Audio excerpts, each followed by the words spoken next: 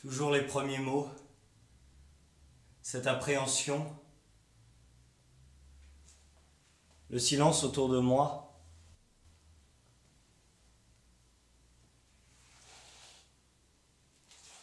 Une attention particulière, où mon image comptait aussi, avec mon apparence, mon allure. Où suis-je? De passage. Je suis jeune, on va dire ça. Je me sentais jeune. Plutôt d'allure séduisante. On dit que j'ai du charme. C'est vrai. J'adore être vu, regardé,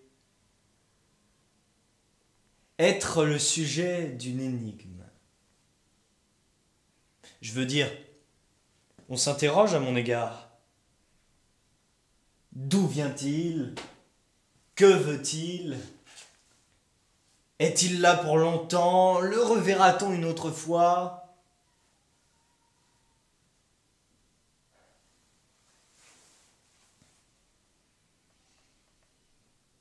Hall d'hôtel,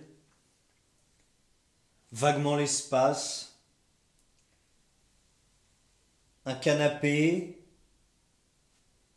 quelques fauteuils, plus loin le comptoir où serait l'accueil. J'ai demandé, on ne me réveille pas demain matin, je ne prends ni le train ni l'avion, je m'accorde quelques jours de congé. Je flânerai en ville. Qui suis-je? Bastien. Pourquoi pas? Sébastien. Seb. Je suis un garçon. Je me suis assis sur ce canapé. Peut-être j'attendais quelqu'un ou personne. J'aurais pu fumer une cigarette. Je ne l'ai pas fait. J'aurais pu aussi ouvrir un livre sorti de cette sacoche qui est là. Je ne l'ai pas fait. Il doit être 10 heures du soir, environ 22 heures.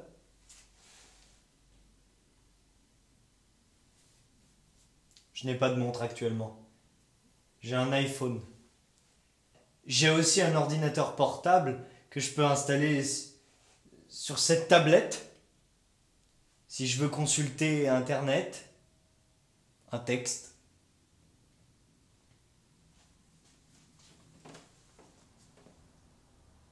On m'a demandé comment je souhaitais être habillé. Vaste question. Difficile de répondre à ce genre de problématique. En hiver, en été? Disons quelque chose plutôt passe-partout. Un pantalon, un pull avec chemise, ce manteau sur le fauteuil là-bas, un blouson. Pourquoi pas?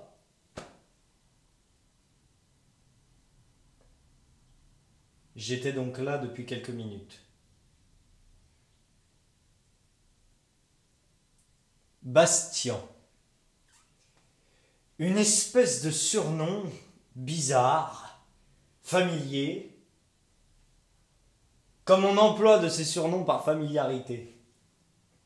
Quelqu'un qui veut être en bon terme avec moi, qui me connaît déjà, et se plaît à m'appeler par un surnom gentil, comme on dirait Minou, chaton, chéri. J'ai toujours aimé la tendresse. Elle me dynamise, elle m'inspire. Je peux être agressif, je sais cogner. Dans une bagarre, je sais gagner, j'ai du muscle. Mais la tendresse me plaît. Je m'y sens bien.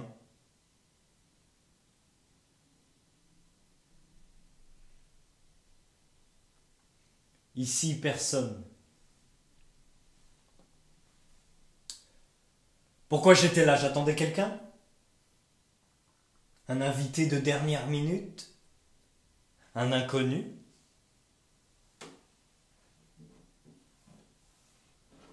Un de ces garçons rencontrés dans la ville auxquels j'aurais dit « Tu me rejoins le soir à l'hôtel, vers 22 h ?» C'est bien possible. Un garçon de mon âge ou non, ou une femme, peu importe. Quelqu'un qui m'aurait tenu compagnie pour la nuit.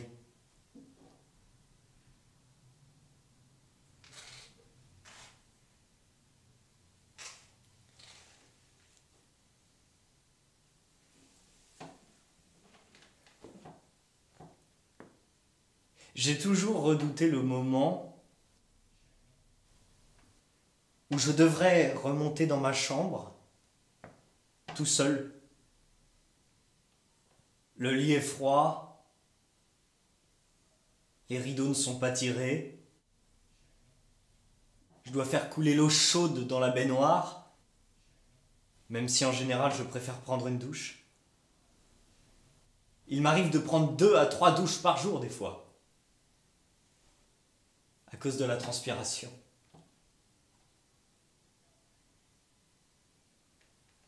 Une femme,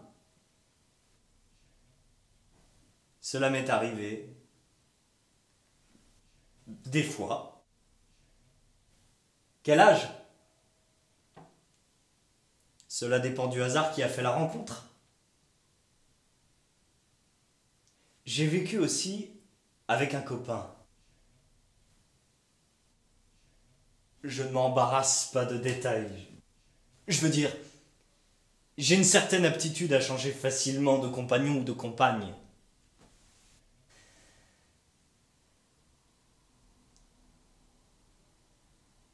J'aimais l'aventure.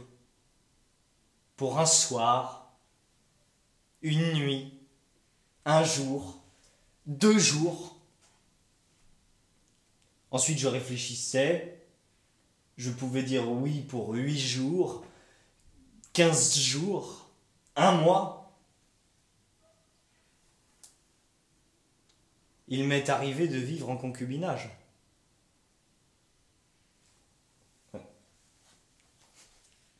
Là, je suis seul.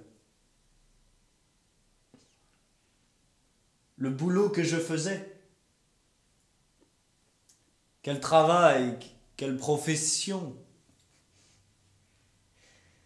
Dois-je dire que je donne des cours de langue française en Suisse, à Zurich?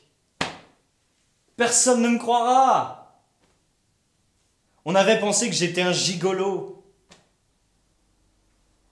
ou un représentant de commerce, un commercial. Je pourrais très bien être le gérant de ce genre d'hôtel ou le garçon chargé de l'accueil. Et pour prendre quelques repos durant ces longues nuits d'attente, j'aurais provisoirement largué le comptoir pour venir m'étendre sur le canapé.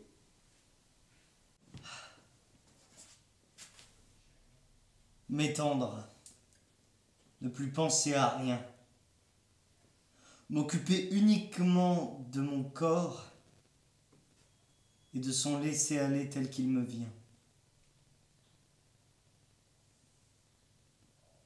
J'adore paresser. Personne ne vient par ici.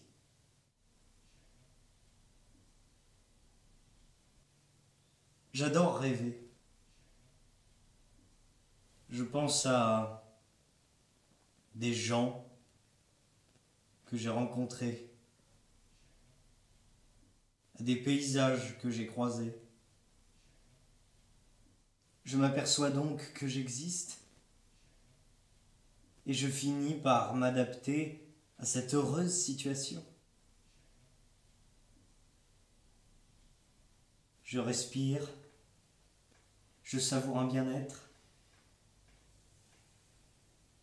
Vaguement la circulation hasardeuse d'une ou deux voitures tout près de l'hôtel.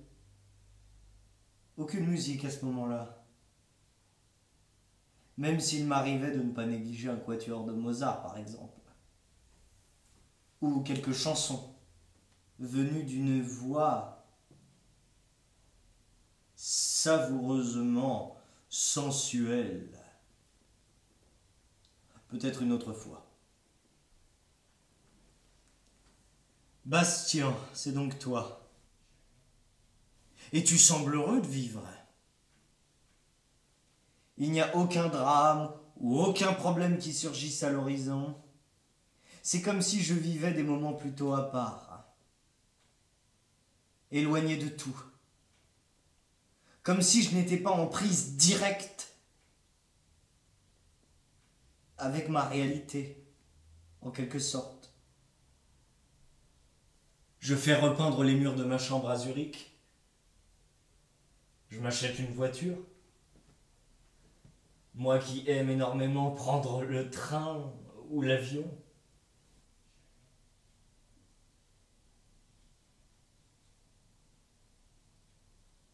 Étais-je heureux? Oui, il n'y a pas de doute à ça. Je me sentais moderne, actuel, agissant. J'aime le fait de voyager. J'aime qu'on aime l'image qu'on a de moi. Je n'aimerais pas qu'on soit déçu par moi. J'aime plaire, c'est vrai, mais c'est naturel chez moi. J'aime que les gens se sentent à l'aise avec moi. Il me semble que la vie devrait être faite uniquement de moments singuliers où on se séduit les uns les autres, avec une confiance extrême qui facilite l'échange.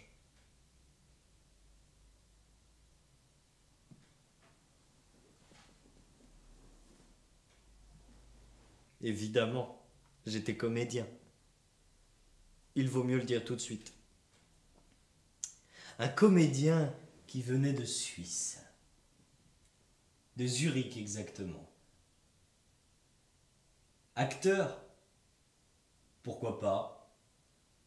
Joueur? Intrigant? Bizarre? J'ai toujours aimé le théâtre, la scène, à cause d'une pénombre ambivalente qu'on trouve, par exemple, au début des spectacles. Quand on sort du jour officiel ou de la nuit réglementaire et qu'on commence à promener dans cette ambiance exceptionnelle de la fiction. Moi, je viens pour ça, pour m'inventer des histoires, pour vivre des vies que je n'aurais jamais eu ailleurs l'occasion de vivre. On dit ça. On pourrait dire aussi bien que, justement, je viens sur scène pour vivre une nouvelle fois ce que j'ai déjà vécu dans la vie réelle. Mais là, c'est vu sous un éclairage révélateur.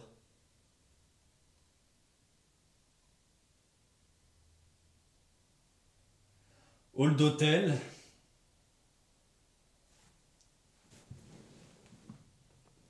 Pas si inattendu que ça, finalement, puisque je suis en tournée. 2 passages. Ça me rendait irresponsable, finalement. Je passais, je ne revenais pas. J'avais dégoûté tout le monde. Le théâtre est un faiseur de merde. Ça, on le sait, on ne le dit pas toujours. Mais qu'est-ce qu'on a pu s'ennuyer au théâtre? On aime un théâtre idéal qu'on ne rencontre que très rarement. Je plaisantais, comme souvent. Je me sens là, des fois, pour détruire absolument ce goût du sérieux qu'ont les gens. Mes contemporains. Finalement, j'ai toujours satisfait ma clientèle. Je n'aime pas qu'on me quitte déçu, en se sentant trahi. ou abandonné. Je suis là pour donner du bonheur, même si mes histoires sont tristes. Et elles le furent absolument. Parce qu'en moi, dans le fond de mon être,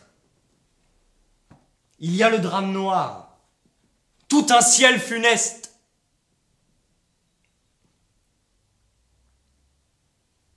J'aime dire que contrairement aux apparences, je peux être très méchant, sordide, destructeur, puissamment mortel. Je voudrais tout être, tout vivre absolument. Je me sens capable de tout vivre. La petite fille qui chipe un gâteau à la pâtisserie. Le petit garçon qui urine sur son voisin. Le commercial qui vend des ordinateurs, qui tombe en panne dès les premières recherches sur Internet.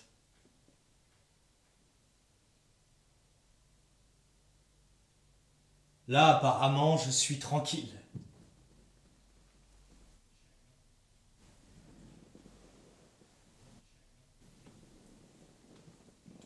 Et puis, au fond de moi, ça bougeait intimement. Je finissais par penser que je devais changer de lieu, me transporter dans ma chambre déjà pour me branler, ou pour prendre d'abord cette fameuse douche, puisque j'attends quelqu'un. C'est l'avantage d'une tournée en France, en Belgique, en Suisse, au Luxembourg. Je persiste à parler français, ce que j'adore. Et je vois beaucoup de monde, des garçons de toute espèce, sur toute la côte atlantique ou sur la côte méditerranéenne. J'adore ça. Je me suis fait là-bas des rencontres inoubliables. De belles rencontres. Sexuelles et sentimentales, comme je les aime. Légèrement obsédé par la qualité d'une relation, je fais tout pour en tirer le maximum. Et ce soir, là, une qualité de silence, un rendez-vous extraordinaire. Je me prends à imaginer que dans la salle, il y a un garçon spécial. Un ou deux garçons spéciaux. Au premier abord, c'est plutôt de mon âge. Une jeunesse légère, gaillarde, aventurière. Mais je peux descendre plus bas. On dira 17 ans. Ou monter plus haut, 40, 50. L'âge ne fait rien à l'affaire parfois. Ni le physique. C'est une question de personnalité. J'aimais les personnalités rares. Les gars ou les filles légèrement ou profondément compliqués. Ceux qui traînent des handicaps ou des problèmes insurmontables. Du moment que je peux me dégager de ce genre de personnalité quand je veux, je n'aurais pas été médecin dans un hôpital ou aide-soignant dans une maison médicale. De même que je n'aurais pas aimé être juge, policier, patron d'hôtel, directeur de théâtre, gigolo, homme à tout faire. Dans mes moments de désœuvrement intime, dans mes moments de grossièreté envahissante, je me vois bien gigolo. Pute. Une espèce d'escort boy pour femme ou homme. Le comédien est un peu pute. Il ne se soucie pas de la moralité de ses personnages, sinon il est ennuyeux. Il devient en quelque sorte brechtien. Moi, je joue en toute irresponsabilité. J'étais un garçon attachant, imprévisible. Il m'est arrivé de me maquiller, même en femme. J'adore être féminin. Ça peut ne pas se voir, cette envie que j'ai d'être femme parfois. On me demande, pour vous, qu'est-ce être femme? Je suis garçon, je n'ai pas de vagin, mais j'adore être habillé en femme, ou être déshabillé en femme. Vous vous sentez féminin à l'intérieur? Oui, quelquefois, je vous dirais. J'aime la relation intime entre les vrais garçons. Et aussi la relation intime entre un vrai homme et un semblant de femme que je puis être. Tout est dans les manières d'abord. Une espèce d'élégance féminine. Dans l'art de séduire de manière plus ou moins appuyée. Dans l'art de se mettre en adoration devant un homme. Je suis loin d'avoir épuisé tous les charmes d'être une femme, une vraie femme.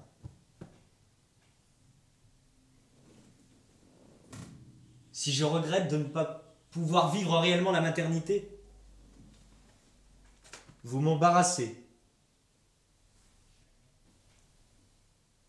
Si je regrette de ne pas pouvoir vivre réellement la paternité,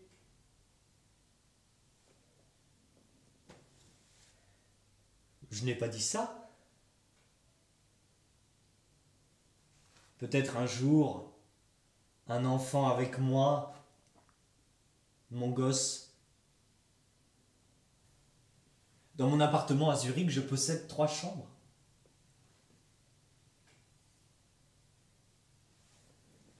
À mon âge, on ne sait pas encore de quoi on se prive en n'ayant pas d'enfant. J'observais certains jeunes parents, des jeunes papas plus ou moins de mon âge. Je les enviais. J'étais ému.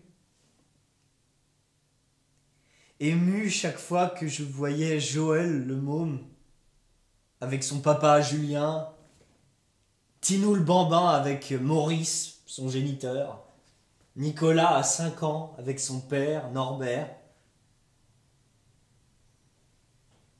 Il y a une beauté insaisissable dans ce couple formé d'un enfant et de son jeune père. C'est tendre, c'est purement affectif. Et en même temps, c'est très physique. Tous les deux, ils marchent ensemble dans la ville. Ils forment un duo. Je me mets à la place du jeune père.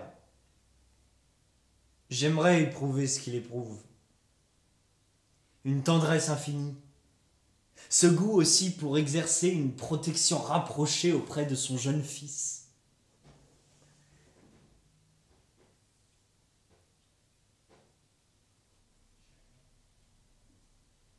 J'ai un fils, il a 5 ans. C'est une phrase que je ne peux pas prononcer sans un certain sentiment de désespoir. Je n'ai jamais eu ce fils de 5 ans. Je ne l'aurai peut-être jamais. Là, un moment de doute ou de stupéfaction. Ce que je suis en train de me dire, c'est quoi? J'ai parlé déjà? Qu'ai-je dit?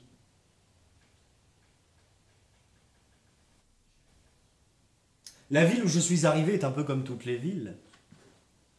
Parfois le tram, parfois le métro, ou les bus, ou les taxis. À Zurich, c'est propre. Quand je m'avance dans l'allée environnée de pelouses pour rejoindre une salle de classe ou l'amphithéâtre, j'ai le cœur qui bondit. J'ai toujours aimé être pédagogue, auprès des lycéens et aussi des étudiants.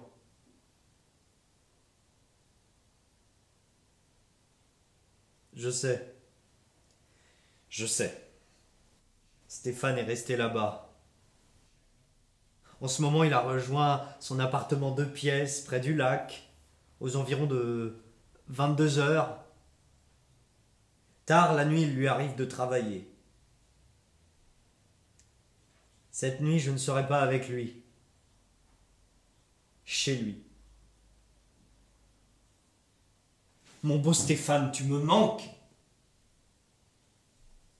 Dans cet effroyable hall d'hôtel où j'attends le groom pour qu'il me dise exactement quelle chambre il m'a réservée, je me sens dramatiquement seul.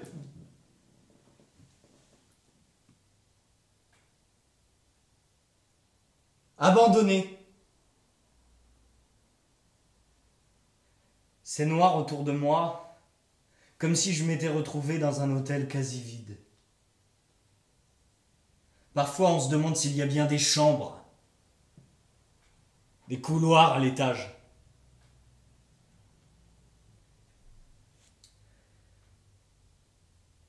Et si ce hall était purement fictif? Un de ces halls d'hôtel que je peux avoir dans la tête quand je suis éloigné de toi. Tu me manques. J'aimerais tant pouvoir t'embrasser, te cajoler. Stéphane, est-ce que tu penses à moi ou non? Tu n'es pas seul? Tu n'es pas rentré chez toi ce soir? Stéphane, quand je suis éloigné de Zurich, j'ai l'impression que je suis perdu sur une vaste planète, sans aucun repère possible. À quoi je sers? Pourquoi j'étais là?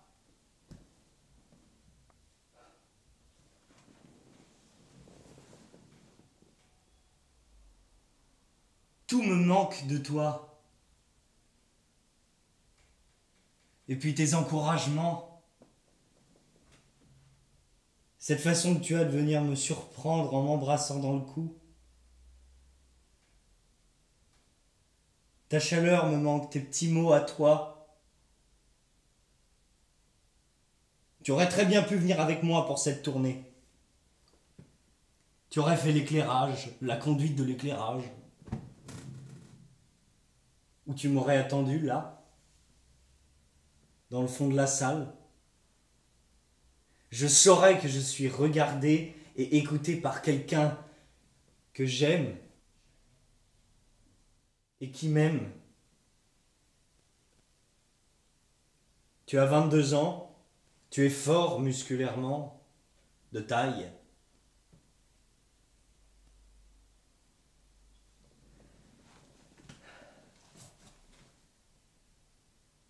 Si nous pouvions nous joindre à l'heure actuelle, je t'appelle. Cette ville est froide. Parfois, j'ai l'impression de jouer devant une salle vide. Je vais pour demander un peu d'aide à quelqu'un, un renseignement, ne serait-ce que pour qu'on me serve un chocolat chaud, un grog.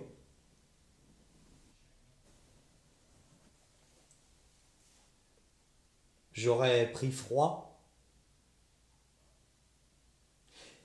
Il y avait ces quelques fauteuils, comme si on attendait des invités, des clients de dernière minute.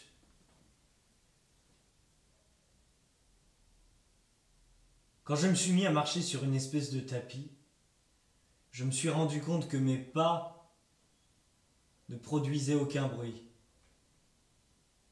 Je glissais dans le silence à travers un air bizarre. Qui j'étais, ce personnage inattendu qui avait déclaré être venu jouer la comédie dans la ville? Un client ordinaire et maussade qui avait laissé à la maison femme et enfants. Qui étais-je vraiment? Qui je suis? Un Zurichois. Mais j'étais né en Belgique, à Bruxelles. Passeport? Oui, j'ai ça.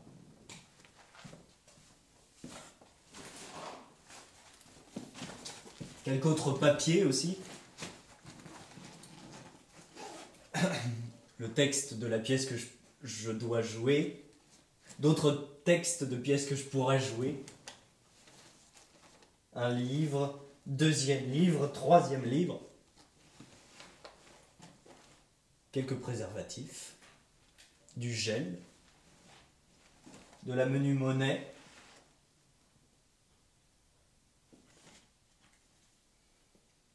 Stéphane. Stéphane. Si j'étais avec toi, si je pouvais t'embrasser tendrement pour te dire que j'aime la confiance que tu as en moi. Tu me fais confiance. Tu sais que je ne peux pas être un mauvais garçon. J'ai tellement besoin de répandre le bien, d'apporter un certain bonheur. Par nature, je suis généreux. Et ce hall est un peu le carrefour de ma vie. Pourquoi je me sentais angoissé alors que j'ai tant de raisons d'être heureux? Avais-je un doute à propos de mon talent? Non. Je sais que je peux capter l'attention d'un millier de personnes. Je me sentais dans mon corps alerte, sexy. J'ai eu l'idée de me regarder dans une glace. Cela m'arrive assez souvent pour vérifier certains éléments de ma personne. Une moustache que j'aurais mal disposée, des cheveux trop longs.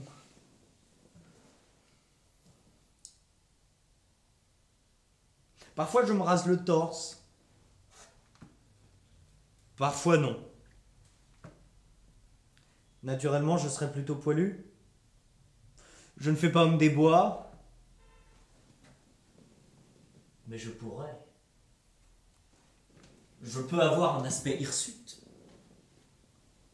Quand je me lève d'une nuit mouvementée, en rêve ou en réalité, mes cheveux parfois sont en désordre.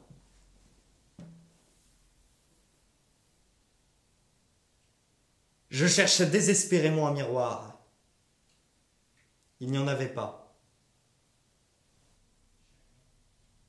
Je vois uniquement mon ombre se profiler sur le sol en fonction de la lumière des projecteurs. Je me suis mis à marcher et toujours cette angoisse était là, de nature inconnue, impalpable, comme si j'avais peur de ne pas me souvenir de mon texte, ou comme si ma respiration était saccadée, ou ce sont les battements de mon cœur.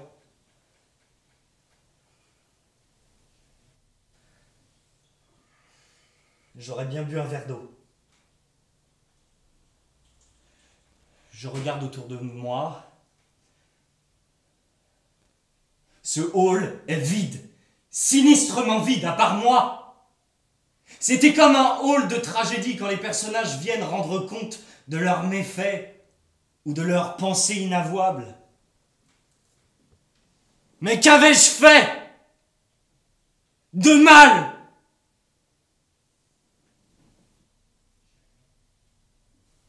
J'aurais pu m'étendre là et dormir.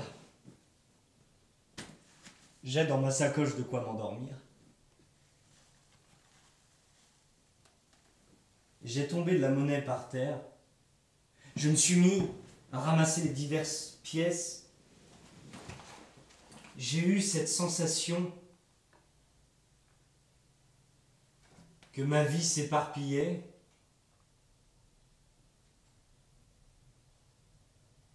Et et que j'essayais de ramasser ma vie qui partait en miettes.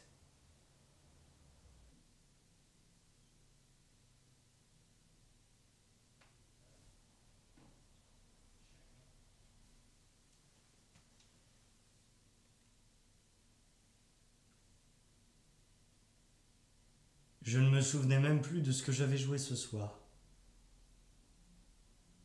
Une pièce de Marivaux ou de Shakespeare. J'ai adoré interpréter les classiques parce qu'ils relativisent le temps présent, la modernité, l'éphémère. Il y a des œuvres d'art qui persistent au-delà de nos foutaises et de nos caprices. Je dis ça par provocation finalement. En vérité, j'accorde beaucoup d'importance au présent, à l'actuel. Là, après avoir ramassé mes billes, mes fameuses pièces de monnaie, je me suis senti agressé par l'obscurité ambiante. Par économie sans doute, le hall était encore éclairé de manière diffuse.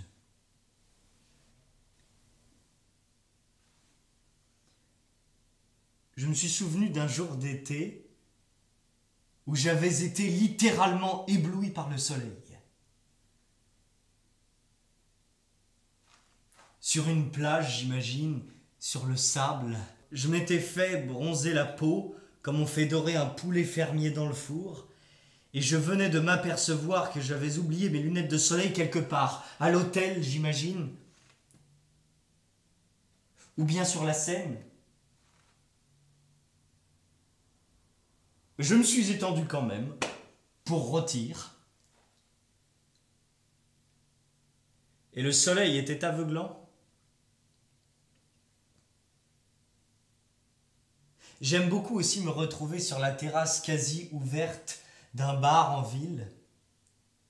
Et l'hiver, il y a ces chauffages qui permettent à ceux qui pourraient avoir envie de fumer de rester là, ni dehors, ni dedans, pour assouvir leurs besoins de rêverie et de nicotine.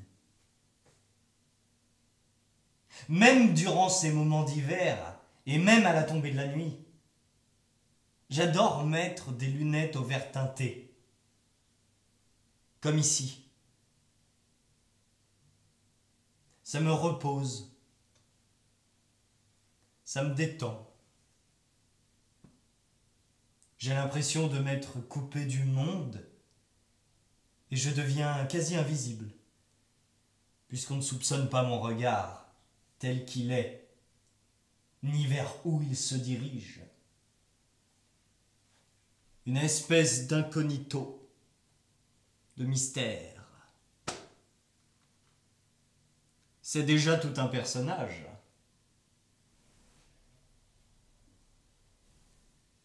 On sent qu'il a voulu se cacher de quelque chose, ou cacher quelque chose. C'est l'idée du mensonge qui me plaît, ou du masque. Il y a là quelqu'un, un gars, qui suscite le mystère. On voudrait voir. Et je persiste, avec ces lunettes, je pourrais faire le tour du monde. À Moscou, Shanghai, Los Angeles, Istanbul, Dubaï, Venise, Madrid, Bornéo, Djibouti, Hambourg. Toutes les villes me parlent, parce que dans la confusion de la foule, il y a toujours un garçon pour moi. Un amant, pour ainsi dire, dans chaque ville. J'aurais pu essayer ce fauteuil, là. Je m'y dirige. J'ai eu la douloureuse sensation d'être enfermé dans une cage. Je n'arrivais pas à me dépêtrer de quelques idées maussades. Je cherchais à me singulariser, à trouver une situation dramatique exceptionnelle. Et je me sentais cheminer dans l'invivable, pour ainsi dire. Je doute facilement de moi. J'exige de moi des performances tout le temps. Je me crée des challenges, des défis. Et je paraissais assez anodin finalement. Le gars qui vient de mettre ses lunettes noires se dirige banalement vers l'un des fauteuils et puis soudain s'immobilise, semble se mettre comme en suspens dans une attente. Il a oublié quelque chose? Il se souvient précipitamment qu'il a commis un meurtre récemment. Il se demande s'il n'a pas laissé son portefeuille sur le comptoir de l'hôtel quand il l'a déplié pour montrer sa carte d'identité. Il s'est aperçu précédemment, dans cette pièce de Marivaux, qu'il avait sauté tout un ensemble de mots et que son partenaire ne s'en est même pas avisé. Ou bien ce soir-là, quand je déclare à mon valet que je quitte la campagne et que je ne veux plus entendre parler de la marquise. Celui-ci m'a regardé avec un air étrange qui n'avait rien à voir avec son personnage. Comme si Florent voulait me faire passer quelque chose au cours de la représentation. Mais quoi? Que veut dire Florent? Quand on se quitte après s'être démaquillé, on va pour se séparer. Je regardais Florent. Je retrouvais ce même regard qu'il avait eu sur la scène. Tu voulais me dire quoi? Rien. Je crois que je vais aller me coucher. Tu es sûr que tu n'avais rien à me dire? Non? Pourquoi? Et j'ai vu Florent repartir vers l'hôtel. Moi, j'avais un rendez-vous dans un bar karaoké avec un de ces gars que je rencontre sur le réseau.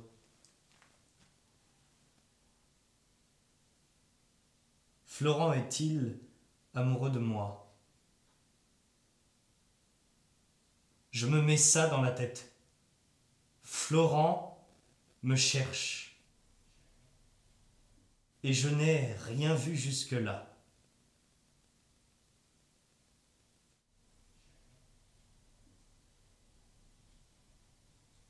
Qu'est-ce que tu aimes en moi, dis-je? Tout. Sois plus précis. C'est mon physique, ma personnalité, ma façon de jouer?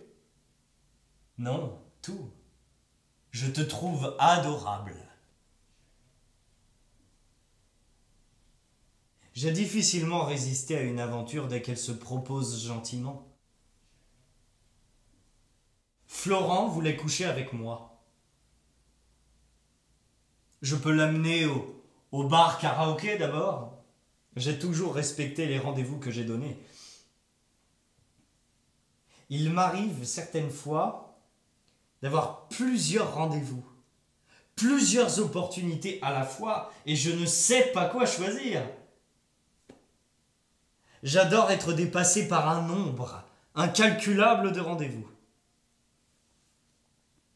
À ma manière, je suis un salaud. Je fais souffrir Florent, Rodrigo, Peter. Qu'est-ce que je veux? Séduire? Me faire niquer? Marivaux est pervers? Tous ces personnages jouent avec leurs sentiments. Même ceux qui prétendent être les plus sincères sont en fait des personnages troubles. Comment dire? La complication est-elle une perversité ou un enrichissement? Qu'est-ce qui me rend le plus attachant? Et même à l'égard de moi-même, qu'est-ce qui m'attache le plus à moi? Mon goût pour la subtilité, la nuance, ou au contraire, mes grands élans, quand je suis simple, direct, tout entier dans l'instant. Et puis, des images reviennent, des scènes, des espèces de situations où je me trouve impliqué. Là, par exemple, je suis à Géant Casino, dans le grand hall, avant de passer devant les barrières de contrôle pour accéder à la marchandise. Et je faisais un tour, je baladais. Je me souviens que j'ai regardé les montres dans une boutique de la galerie marchande. Je cherchais une montre avec des chiffres phosphorescents pour voir la nuit. Je n'ai plus qu'un bras à lever négligemment et je peux lire minuit, 1h, 2h du matin.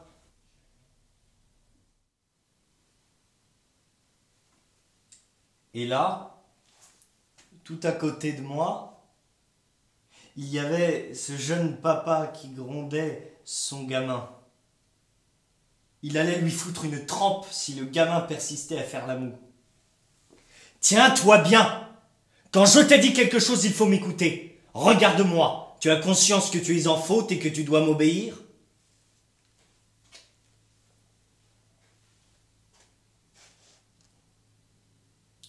Le gamin de 6 ans continuait de marcher à côté de la poussette où il y avait sa petite sœur. Ou un petit frère, je n'ai pas su identifier. Ou un petit frère, je n'ai pas identifié. Parfois dans une poussette, je me demande ce qu'il peut y avoir. À cet instant même, j'ai comme pensé qu'il y avait un chat dans ce landau, ou un chiot, ou une poupée. Et puis là, d'évidence, c'était la petite sœur de Norbert. « Norbert, je t'ai dit, tu dois m'obéir. Je veux absolument, quand nous sommes à Géant Casino, que tu tiennes la poussette de ta sœur tout en marchant, sinon je vais te perdre. » Et le jeune papa dirigeait l'ensemble. La poussette, la petite fille à l'intérieur, et puis Norbert, dont j'ai senti qu'il ravalait des larmes. Le gosse n'en pouvait plus. Il allait fondre en sanglots. Et puis son père poursuivait ses diatribes. « Norbert, accroche ta main gauche à la poussette. Tu veux que je te donne une fessée devant tout le monde ?» Je passais. Je ressentais cette tension familiale, cette espèce de pouvoir que le père s'était donné sur son gosse. Et le mec portait des lunettes. Il avait un visage ingrat. On sentait qu'il avait mis de la rancœur dans ses observations. Comme si le samedi matin à Géant Casino, pour lui, c'était une corvée. Il trimballait sa petite famille. Où est la femme ? Ça me fait souffrir quand je vois un gamin sous la pression d'un père hargneux. Comme si la petite créature devenait un bouc émissaire à cause de tous les tracas du père. Ce paternel s'était fait un devoir d'éduquer son gosse et il abusait de son pouvoir et de sa soi-disant connaissance des choses qu'il faut apprendre. Norbert accrochait sa petite main gauche à la barre de la poussette et je voyais bien qu'il traînait les pieds. Il n'en pouvait plus. Déjà, il avait commencé de haïr son père. Où il en était encore à pleurer de voir que son papa le grondait malgré tout l'amour qu'il y avait entre ces deux êtres. J'ai ressenti ce jeune père comme aigri, malheureux à sa manière. Il en avait sa claque à traîner sa petite famille à Géant Casino un samedi matin alors que sa femme s'attardait dans la boutique de coiffure pour demander les prix ou envisager un rendez-vous pour samedi prochain.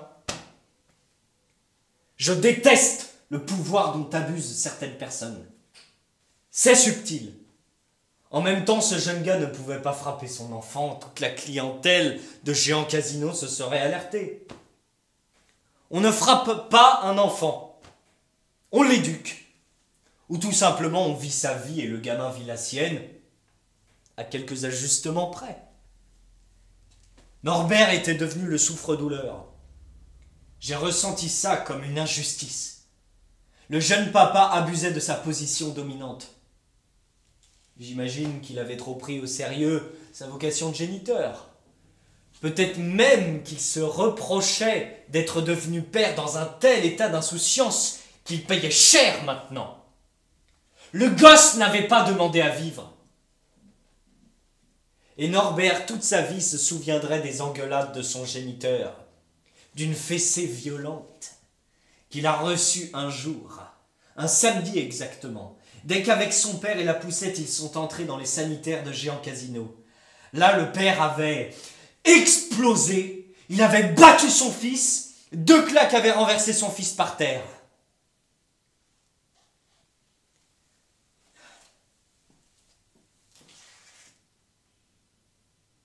Et ceci,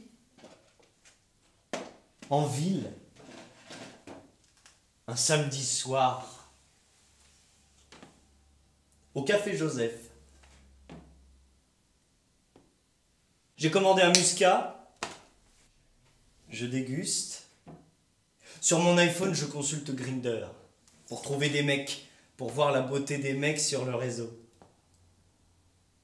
Il doit être 22h le soir. Et à côté de moi, Hervé et Roger, on dira, 2 mecs passablement beaux, dont l'un justement Hervé a son iPhone allumé et il peut donc constater comme moi que nous sommes à côté, puisque le réseau nous indique à l'un et à l'autre sur l'écran que nous sommes à 3 ou 4 mètres l'un de l'autre. Les 2 gars ne m'ont pas remarqué. Ils ont commandé une assiette de charcuterie avec une bouteille de vin blanc et ils dégustent. Ils se parlent vaguement, avec des sourires parfois. Ils ont l'air de se connaître depuis longtemps. Ils sont amants, j'imagine. C'est une vieille histoire, puisque l'un consulte Grindr. C'est qu'ils sont à la recherche d'un 3e gars, au moins, ou d'une partouze, pour la nuit du samedi au dimanche. Ces 2 gars m'affligeaient. Ils consommaient l'assiette de charcuterie dans un calme effroyable.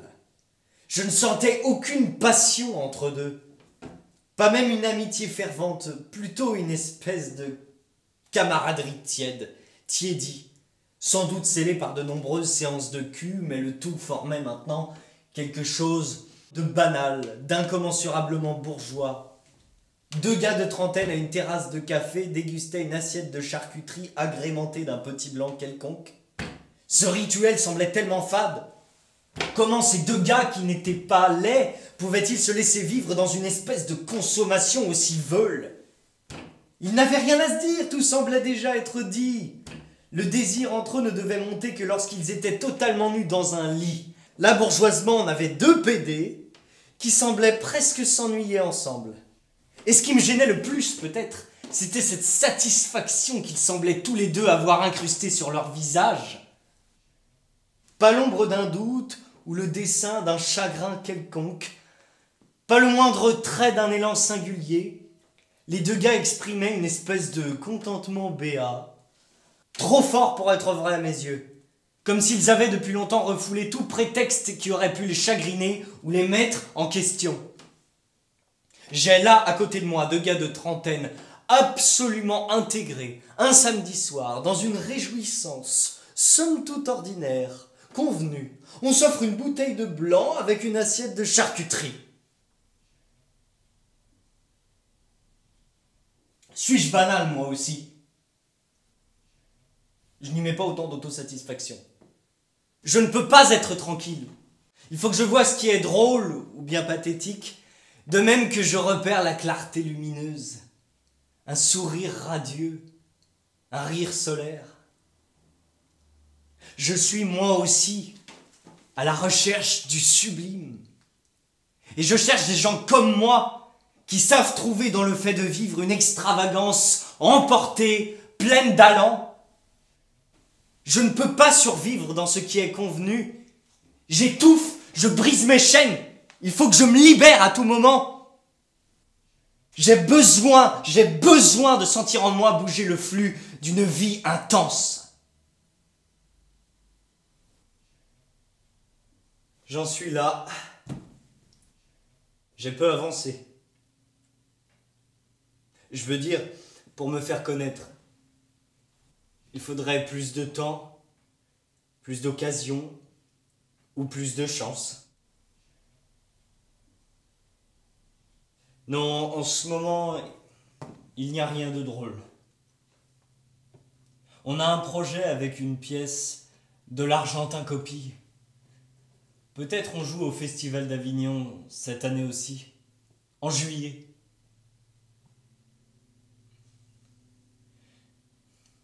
Je me souviens de la poussière là-bas et de la sécheresse des rues en été.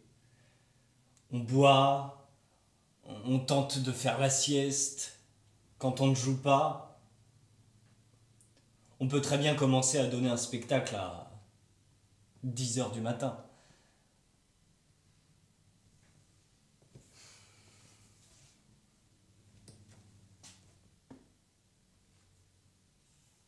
Des fois, l'art me paraît une épreuve, une tentative d'art. En fait, tout le monde court après son contrat et la vente de sa marchandise. Avignon est un immense marché de loisirs. Je pouvais m'y faire ma place, sans trop d'illusions. Je ne suis pas l'acteur du siècle. Je végète, comme beaucoup d'autres acteurs et comédiens. Que dire? Parler d'un film que j'aurais vu récemment? D'une histoire sordide qui m'est arrivée? D'un engagement que je n'ai pas su tenir? De mes petites habitudes? J'aime être passif. J'aime aussi être actif. J'adorais les caresses que je donnais et que je recevais. Mon idéal est un gars comme moi, avec lequel je partirais en tournée s'il était lui aussi comédien. Mais il peut être garagiste ou nageur.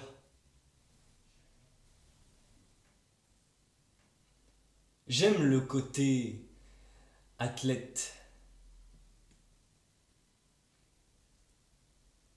musclé. J'adore me balader en ville avec mon copain. On va au sauna, au restaurant, au cinéma. Dernièrement, j'ai vu un film polonais qui m'a beaucoup intéressé. Ligne d'eau de Thomas Wasilewski. Ligne d'eau de Thomas Wasilewski. Le gars était nageur et son copain aussi était athlète de compétition. Ils font partie du même groupe, dans la même piscine d'entraînement. Mais en Pologne, il n'est pas facile de rendre public son homosexualité, surtout entre champions.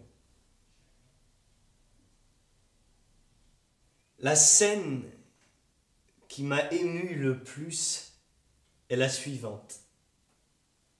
Michal se retrouve dans la rue la nuit. Toutes les boutiques semblent fermées. Et Cuba, l'autre sportif, le rejoint. Ils n'osent pas encore, ni l'un ni l'autre, s'avouer un penchant amoureux, une passion qui commence et qui va déferler. Jusque-là, ils ont échangé des regards. Michal, dans les WC des vestiaires, suçait Cuba, mais Cuba vit avec une fille. Il est contrôlé par sa mère aussi, chez laquelle loge le jeune couple. Michal, lui, habite chez ses parents. Seule sa mère sait qu'il aime les hommes. Et Michal s'est retourné face à la vitrine de la boutique, comme s'il s'appuyait au verre. Et Cuba arrive par derrière. Il fait nuit. Les deux garçons se resserrent l'un contre l'autre. Cuba est derrière. Tous les deux commencent à s'enlacer, à se caresser. Mais très vite, ils tombent tous les deux leurs pantalons, puis le slip. Là, contre cette vitrine, Cuba encule Michal. Et c'est d'une douceur extrême ce coït. Ils y mettent tout l'amour qu'ils n'ont pas pu se dire, qu'ils n'ont pas osé se dire depuis des mois qu'ils fréquentent la même piscine. Je me voyais alors dans ce film à la place de Michal, ou parfois à la place de Cuba. Si on m'avait demandé lequel des deux je souhaitais jouer, j'aurais dit les deux. Les deux. Cela aurait dépendu du partenaire qu'on m'aurait donné. Je préfère ne pas le choisir moi-même. Et c'est au dernier moment, quand la caméra commence à tourner, que je dis: je vais jouer Michal. C'est moi qui m'appuie contre la vitrine.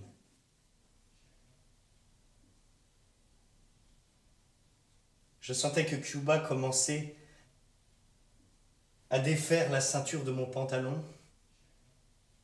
Il passait ses mains au travers de ma chemise, sur mon ventre, et je sentais cette pression tout contre moi, derrière moi.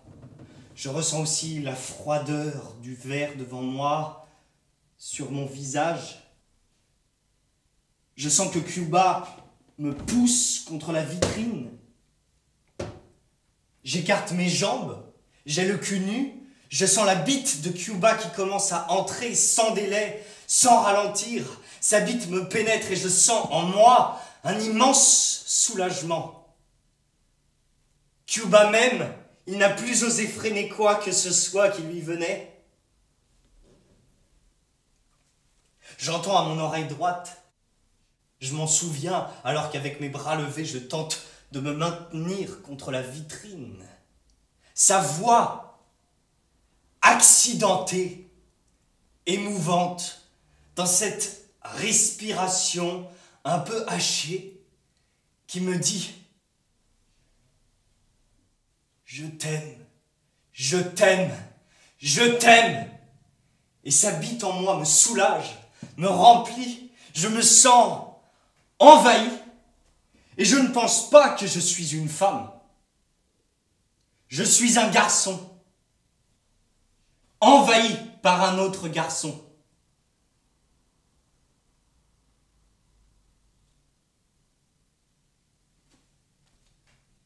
Dans la rue obscure, on s'est sentis délivrés tous les deux. On avait fait ce qu'on avait retenu si longtemps. On s'est livrés l'un à l'autre. Cuba est sauvage parfois. Des fois doux et tendre. J'adore sa façon de faire.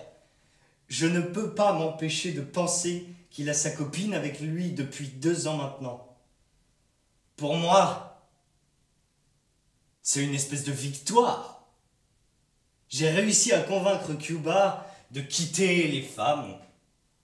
Il ne peut pas faire autrement que de m'avouer: je t'aime, je t'aime, je t'aime.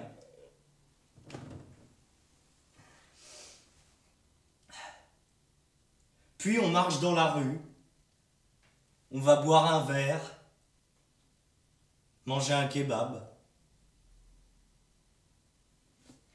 J'ai regardé Cuba dans les yeux. Je sentais une immense franchise de sa part. Il était prêt à abandonner même la compétition pour moi. Il ne voyait plus aucun autre intérêt à la vie, sinon être avec moi. vivre avec moi. J'aime aussi la discrétion de Cuba. Il sait être silencieux et me regarder sans rien dire. Je devine qu'il tient beaucoup à moi. Je devine quand son désir revient. Il me prend n'importe où. J'allais dire, je suis sa femelle. Non, ce n'est pas ça.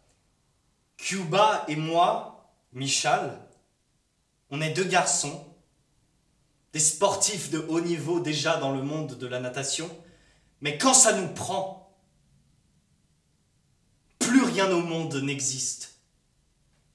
Où qu'on soit, on doit se donner des preuves d'affection.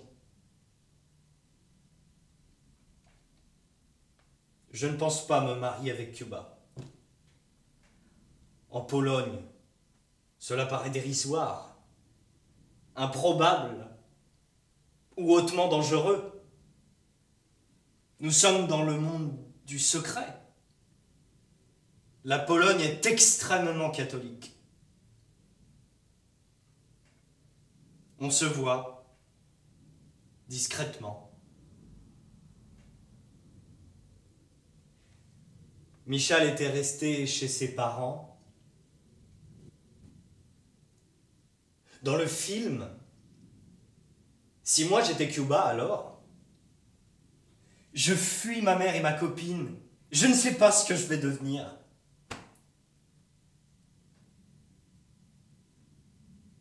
Puis des gars, de simples Polonais, nous ont surpris un jour à l'entrée de l'immeuble des parents de Michal. On s'embrasse, on se dit au revoir, et quelques jours après, mon ami Michal est agressé dans le parking de l'immeuble de ses parents. Ils sont venus à 5.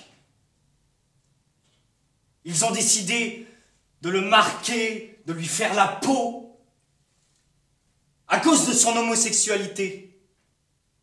Les brutes s'acharnent sur mon ami, il est à terre. Déjà, il a le nez qui saigne, et ces mecs d'à peu près son âge persistent à lui donner des coups de pied dans la tête. Ça saigne.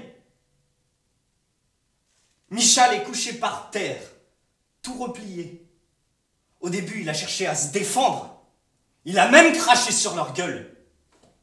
Ça les a rendus d'autant plus hargneux. Quand j'arrive, j'aperçois le corps, là,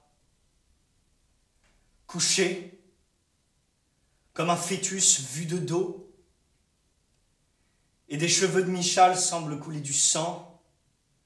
Déjà, il y a cette flaque à terre.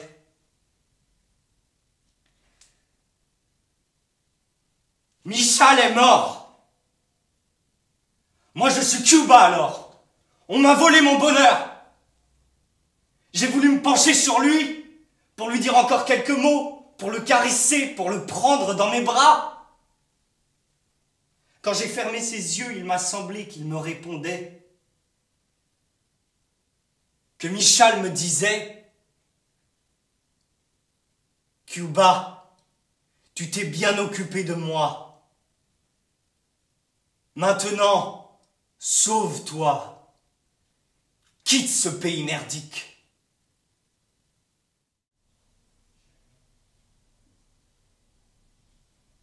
J'adore le romanesque, le dramatique, l'intensément dramatique.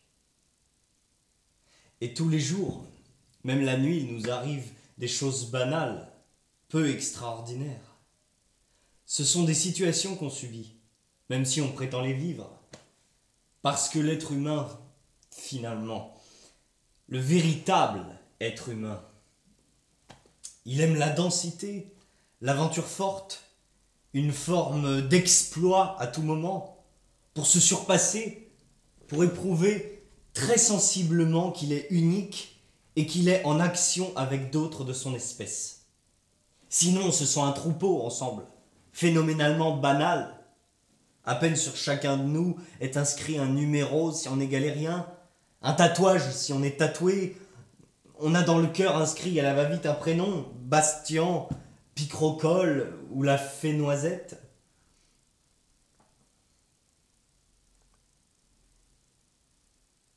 Mais qui suis-je vraiment?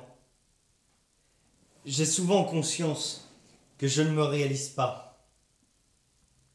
Je veux dire, tout ce que je fais ou dis, c'est bien moi, mais le vrai moi, celui que je sens au fond de moi possible, virtuel, et pourtant bien ressenti réellement, ne se réalise pas.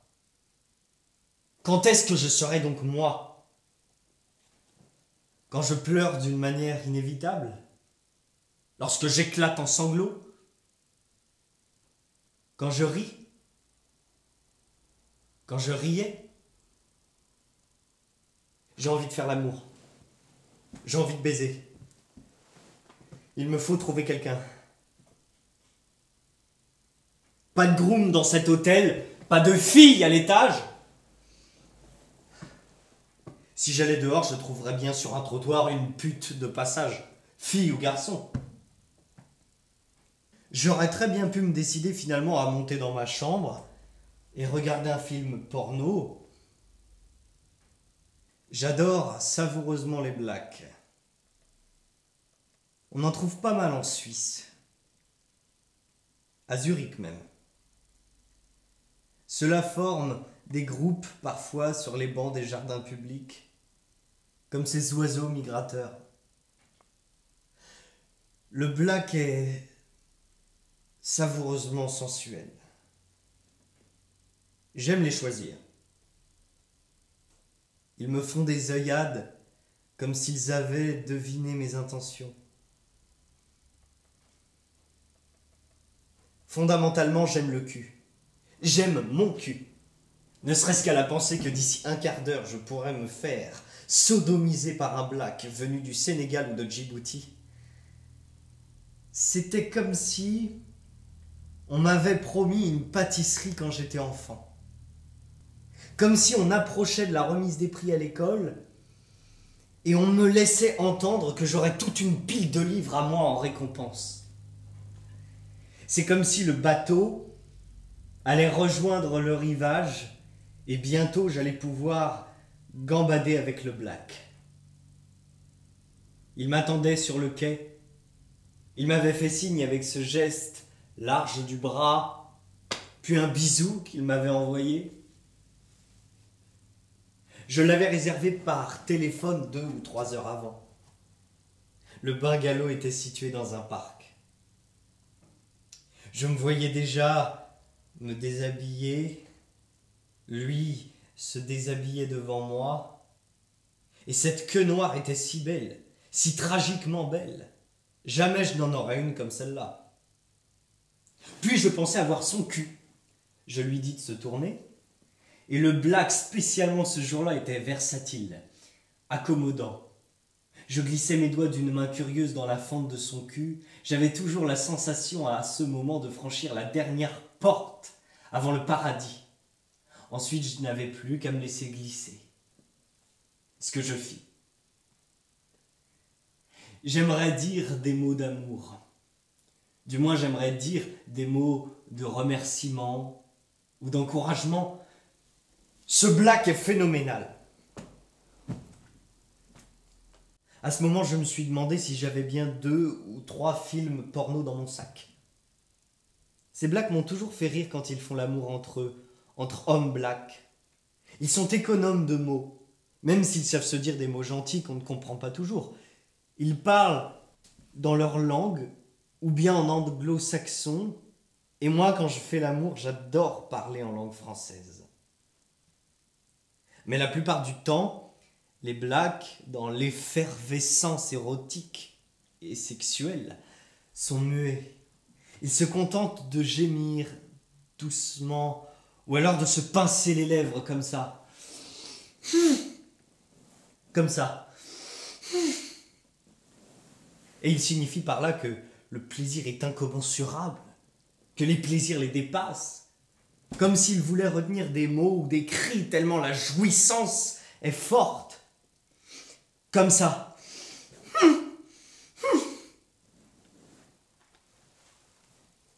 J'adorais les phénomènes de l'amour, principalement physique. C'est une obsession chez moi, une multitude de fantasmes. Chambre 27 ou 36. Le black est étendu sur mon lit, tout nu, il m'attend. J'ai le choix. J'entre tout habillé dans la chambre et je me déshabille. Ou bien j'entre nu déjà. J'ai laissé mes vêtements quelque part.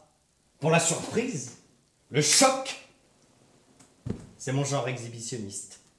Je suis fier de mon cul, de mes épaules, de mes cuisses et aussi de mon regard. Suis-je fier de ma queue? Oui, évidemment. Sa joliesse a de l'envergure. Puis je me suis attardé là. J'aurais pu m'asseoir à nouveau, une nouvelle fois. Je manquais d'amour. Je vais pour appeler Stéphane à Zurich. Il me demande chaque fois avec qui j'ai couché et combien de mecs je me suis fait dans une tournée. J'exagère le nombre pour le rendre jaloux, pour l'inquiéter. Je me veux rare, en même temps extrêmement généreux. Quand j'étais gosse, je fis l'objet de certaines tournantes dans certaines caves à Bruxelles. De là, j'ai retiré cette maxime.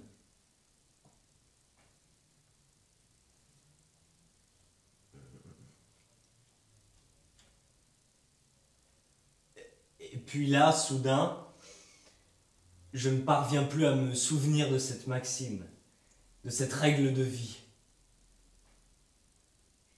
Comme si l'on me disait « Tes blessures te seront des forces pour demain. Laisse-toi niquer, ça t'apprend à survivre. »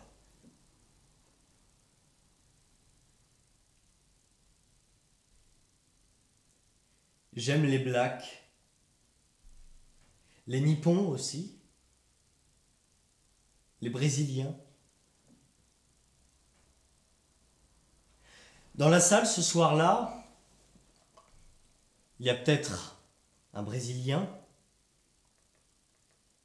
Il vient d'entendre ça. Il se promet de m'envoyer un SMS dès que l'éclairage sera revenu, après le spectacle. Un Brésilien en voyage, 2 passages. À Rio de Janeiro, quelle heure est-il en ce moment? Il fait soleil là-bas. La plage est rutilante. Je me vois mettre mes lunettes de soleil. Je m'apprête à aller bronzer. Chez moi, c'est quelque chose qui me revient souvent. Ce goût pour l'exhibitionnisme. Pour plaire. Pour ne laisser entre moi et le monde, même pas l'épaisseur d'un papier à cigarette. J'aime être nu face au monde.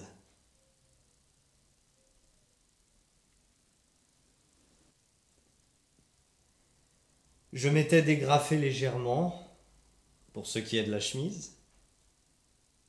Le torse est poilu, ou parfois lisse.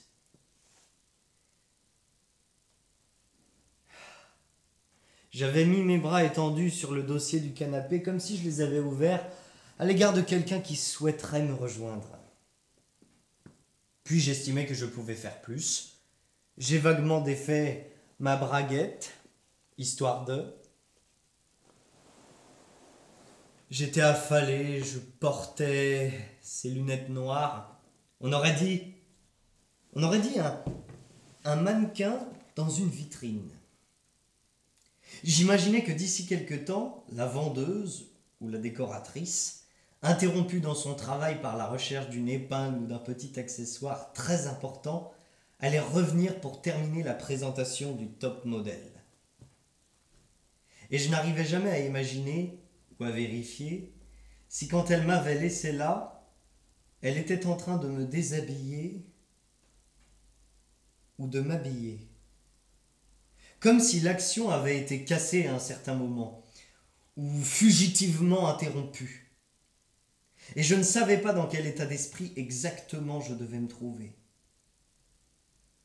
Est-ce que je dois de moi-même achever les gestes commencés ?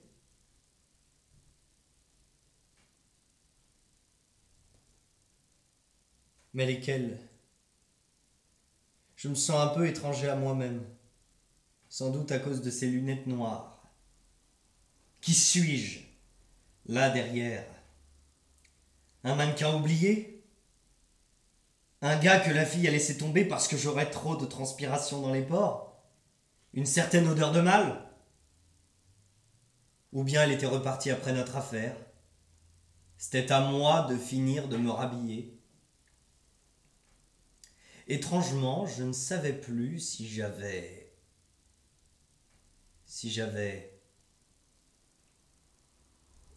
Il n'y a aucune trace de sperme sur le pantalon, ni sur le pantalon, ni par terre. Où suis-je ? Je me souviens que j'étais comédien, que je venais de Zurich, où j'ai laissé mon amant, Stéphane. Et puis ces lunettes noires, qui me permettaient en quelque sorte de vivre incognito. Chez moi, c'est assez irrésistible. Cela se fait presque tout seul. Il faut que je me déshabille, parce que j'étais fier de mon corps. La chemise, puis le reste, en commençant par les chaussures, comme souvent, puis les soquettes. Je me disais que dans le public, il y aurait au moins 2 ou 3 gars et 1 ou 2 filles qui éprouveraient de la sympathie pour moi. À cause de l'audace et de l'innocence que j'y mettais. Je me déshabillais, c'est sûr, comme si déjà j'étais dans ma chambre. Comme si à la place du hall de théâtre, c'était ma chambre maintenant. J'avais eu la journée chargée. C'est le genre de soirée où l'on ne sait trop que faire. On laisse là éparses dans la pièce les quelques restes de son costume et on se retrouve à poil. Quand j'ai cherché la porte de la salle de bain, quand j'ai cherché mon lit, quand j'ai cherché mon iPhone. Oui, c'est toi ? Qu'est-ce que tu fais ? Tu ne devais pas me rejoindre ? Tu as perdu l'adresse que je t'ai donnée ? Je t'attends. Je suis à poil. Si j'ai envie ? Oui. Bien sûr, je fais ça pour toi. Ce que je ne comprends pas, c'est pourquoi tu m'obliges à garder les lunettes de soleil. Pourquoi ? Là, je suis étendu sur le canapé. J'ai commencé à me toucher. Je t'attends.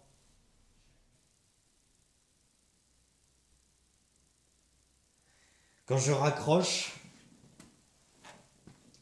il y a en moi une attente indéfinissable. Je sais que je vais retrouver mon amant d'un soir. J'ai ôté mes lunettes de soleil.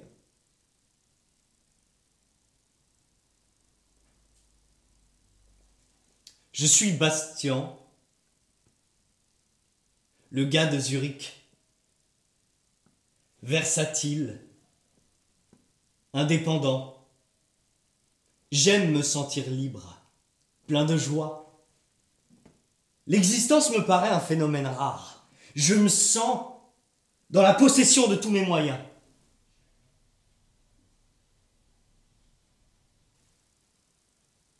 Je suis une belle plante.